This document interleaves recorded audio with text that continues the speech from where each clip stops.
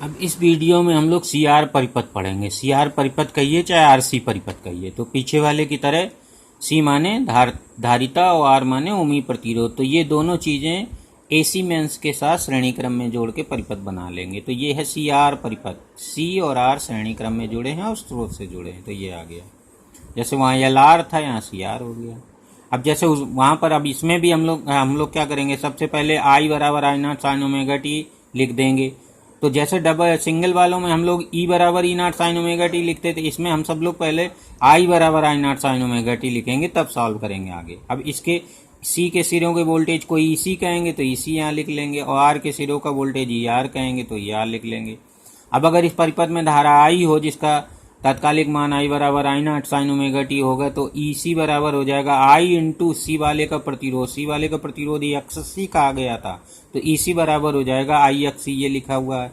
E R बराबर हो जाएगा आई आर हो जाएगा। ओम का नियम दोनों में लागू है, वोल्टेज इंटू प्रतिरोध, धारा इंटू प्रतिरोध, धारा इंटू प्रतिरोध। तो धारा इंटू प्रतिरोध का गुणा वोल्टेज कहलाता है। तो इसका दोनों का वोल्टेज यहाँ पर हम लोग समीकरण ये सूत्र लिख लेंगे। अब आगे बढ़ेंगे। अब हम लोगों ने केवल आर परिपथ में पढ़ा था, केवल आर परिपथ के लिए पढ़ा था कि धारा और वोल्टेज समान कला में होते हैं, तो ई आर और आई समान कला में होंगे, तो इनके ताक्षणिक मान के समीकरण आई बराबर ये हो जाएगा, ई आर का ये हो जाएगा, याद रखना। फिर सी वाले परिपथ में हम लोगों ने क्या पढ़ा था, सी वाले परिपथ में पढ़ा गया था कि जो धारा होती है वो वोल्टेज से 90 अंश अग्रगामी होती, तो वोल्टेज क्या करेगा, 90 अंश पश्चगामी चलेगा। तो 90 ये जो इसका वोल्टेज होगा, सी का वोल्टेज ई सी, वो धारा से 90 अंश पश्चगामी चलेगा। तो 90 अंश पश्चगामी के लिए ओमेगा टी माइनस पाई लिखेंगे।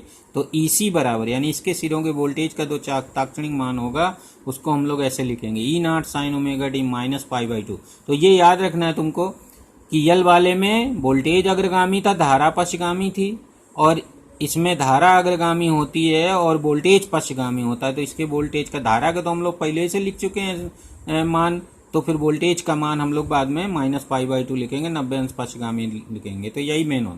अब इन्हीं के माध्यम से हम इसका फेजर डायग्राम बनाते हैं।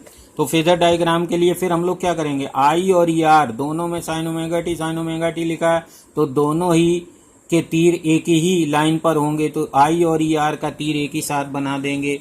आई और ई आर का तीर एक ही साथ बना है, और ये फिक्स एक्सिस एक्स एक्सिस के साथ ओमेगा टी कोण पर बना देंगे।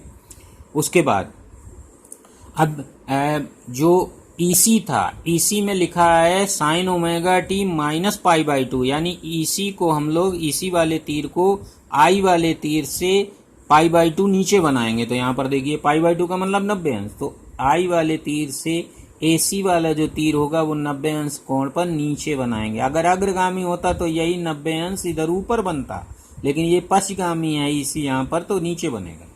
अब फिर वही हम लोग करेंगे क्या, फिर यहाँ पर देखिए ई आर और ई सी परस्पर लंबवत हैं, तो इनका परिणामी निकालने के लिए इस तरह से समांतर चतुर्भुज पूरा करेंगे, और समांतर चतुर्भुज का ये वाला जो विकर्ण बना हुआ है ये स्रोत के वोल्टेज ई को शो करेगा। तो फिर से अब वही पाइथागोरस थ्योरम फिर यहाँ पर लगा देंगे। तो हर एक में सेम सिस्टम है, ये याद रखना है। तो यहाँ ई स्क्वायर बराबर हो जाएगा ई आर स्क्वायर, यानी ये भुजा का वर्ग प्लस ये भुजा का वर्ग, ये भुजा माने ई एस ई सी हो गया। तो यहाँ पर आ जाएगा फिर से। अच्छा, दूसरा डायग्राम मैंने फेजर डायग्राम यहाँ पर बना रखा है, वही जो दो फेजर डायग्राम अभी तक समझाते आए हैं ना।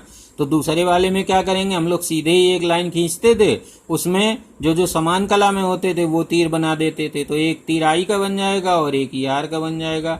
फिर आई से ई सी 90 अंश पश्चगामी था, तो आई वाले तीर से 90 अंश पश्चगामी ये बना लेंगे। तो सुविधाजनक ये ज़्यादा रहता है, और समझदारी है तो ये भी कोई दिक्कत नहीं। तो जैसा तुम्हें अच्छा लगे, अगर ये वाला बने तो यही वाला बनाना। एक हॉरिजॉन्टल लाइन बनाना, उस पे आई और ई आर बना देते हैं, और ई सी वाले को नीचे बना देते हैं। और भी हम लोग आगे देखेंगे ई एल वाले को, पीछे पढ़ चुके हैं सॉरी, ई एल वाले को ऊपर बनाया गया था, ऐसे ऊपर बनाया गया था। अब यहाँ पर जो परिणामी वोल्टेज ई है,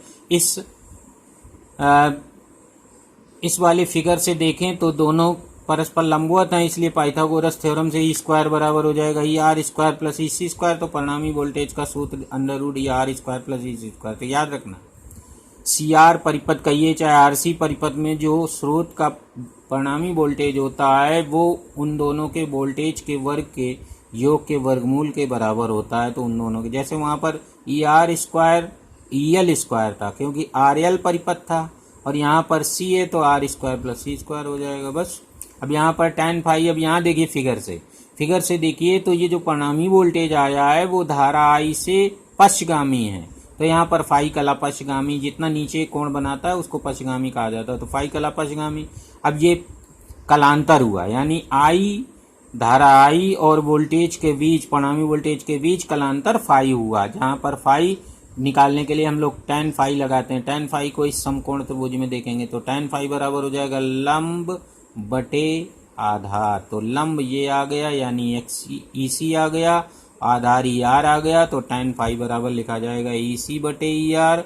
ई सी की जगह आई एक्स सी पीछे लिख चुके हो, ई आर की जगह आई आर, आई कट जाएगा, तो फाई बराबर चाहे tan इनवर्स ई सी बटे ई आर लिखिए, चाहे tan इनवर्स एक्स सी बटे आर लिखिए, तो ये हो जाएगा फाई। तो दो ही चीज़ें यहाँ पर फार्मूले याद रखना है, एक परिणामी वोल्टेज का फार्मूला क्या होता है इस तरह से, और कलांतर परिणामी वोल्टेज और धारा के बीच जो कलांतर होता है उसका फार्मूला क्या होता है, ये याद रखना है आपको, ठीक है ना। अब यहाँ पर देख रहे हैं जो फाई है ये ई परिणामी वोल्टेज का तीर नीचे है, तो अब इसका हम लोग तात्कालिक मान का समीकरण लिखना चाहें तो इसके वाले समीकरण में ओमेगा टी जहाँ लिखा है वहाँ पर लिखेंगे ओमेगा टी माइनस फाई, तो यहाँ पर ई बराबर आ जाएगा E naught sine omega T minus phi, ये परिणामी वोल्टेज का फार्मूला हो जाएगा।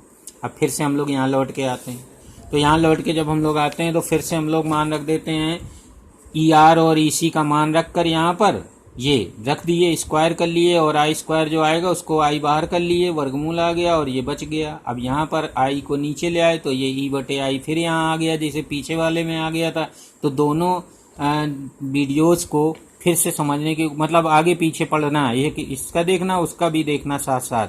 तो ई बाई आई यहाँ पर आया under root R square plus X square, उसमें आया था R square plus XL square, तो उसमें आर स्क्वायर एक्सएल स्क्वायर को उस एल आर परिपथ की प्रतिबाधा कहा गया था, इसको सी आर परिपथ का प्रतिरोध या प्रतिबाधा कहेंगे।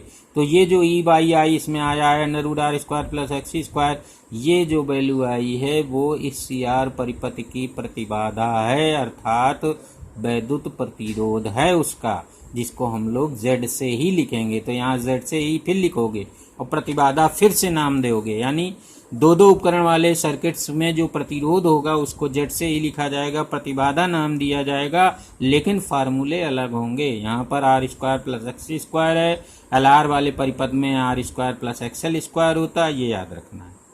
अब यहाँ पर तो Z बराबर आ जाएगा यही फार्मूला, तो सी आर परिपथ या आर सी परिपथ का जो प्रतिबाधा होती है यानी प्रतिरोध जो होता है वो under root R square plus X square के बराबर होता है, और एक्स सी बराबर 1/ओमेगा सी था, तो इसको स्क्वायर लिख सकते हो।